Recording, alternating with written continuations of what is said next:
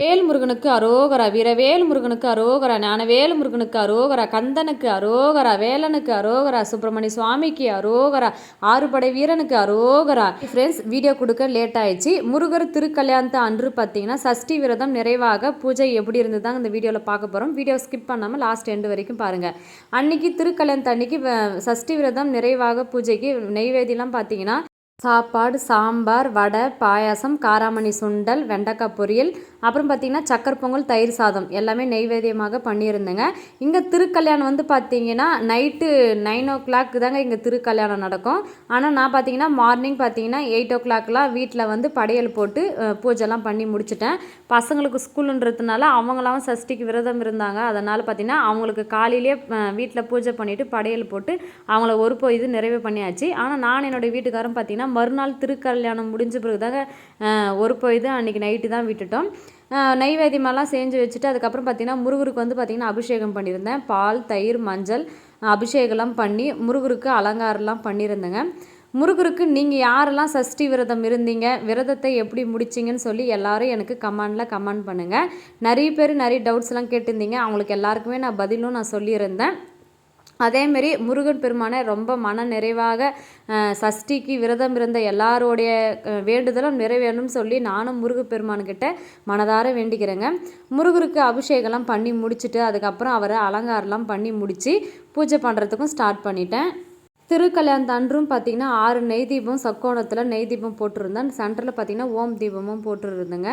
இன்றைக்கி திருக்கல்யாணத்து அன்று பார்த்திங்கன்னா மார்னிங்கே பார்த்திங்கன்னா பசங்கள்லாம் விரதத்தை முடிச்சுட்டாங்க. நான் நைட்டு தாங்க ஈவினிங் நைட்டு ஒரு 9 மேலே தான் திருக்கல்யாணம் நடந்தது. நைட்டு 9:30 10 தான் நான் ஒரு இதை நிறைவு செஞ்சேன்.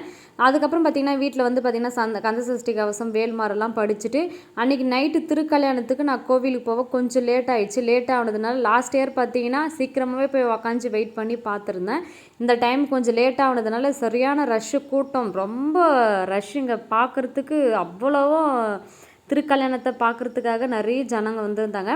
கோவிலுக்கு நான் எல்ஐடி டிவியில் அந்த பக்கம் ரைட் சைடில் பார்த்திங்கன்னா அங்கே போயிட்டுருக்கு. இங்கே எல்ஐடி டிவியில் தான் நானே நின்று பார்த்துருந்தேன். திருக்கல்யாணத்துக்கு வந்து பார்த்திங்கன்னா இவர் வந்து ஐயர் வந்து பார்த்திங்கன்னா அங்கே சொன்னாங்க 12 கால் விரதம் இருந்து 12 காலில் விரதம் இருந்து அந்த 12 கால்னா மீனிங் தெரியாமல் இருந்தது. அப்புறம் அங்கே கேட்டப்போ சொன்னாங்க 4 நாள் ஃபுல்லாக வெறும் தண்ணி மட்டும் சாப்பிட்டு ஒரு பொழுது இருந்து முருகர் அவதாரமாக எடுத்து முருகருக்கு திருக்கல்யாணம் பண்ணவர் இவர் தான்.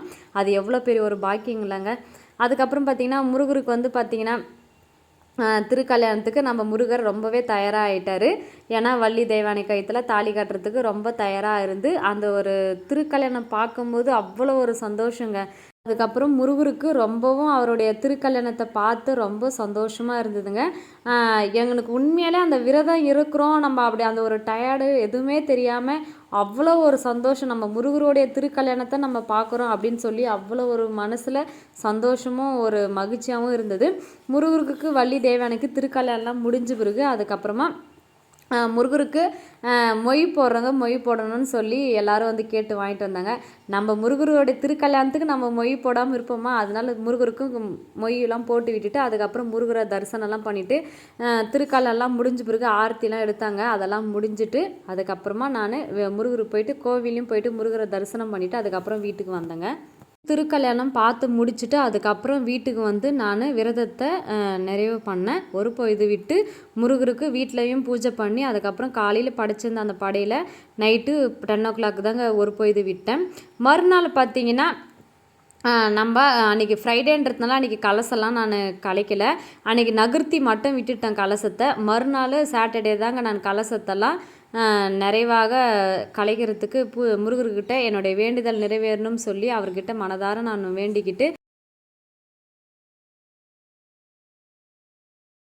முருகருக்கு திரும்ப அபிஷேகம்லாம் பண்ணி அவருக்கு பூஜைலாம் பண்ணி முடிச்சுட்டு அதுக்கப்புறம் அந்த கலசத்தை கலைச்சி தேங்காவை எடுத்து வச்சு கலசத்தில் போட்டிருந்த எலுமிச்சை மயமும் எடுத்து வச்சுருந்தேன். நாங்கள் போட்டிருந்த மாலெல்லாமும் கட்டிட்டு அதுக்கப்புறமா பார்த்திங்கன்னா அந்த கலச தண்ணியை வீடு ஃபுல்லாக தெளித்து விட்டுங்க.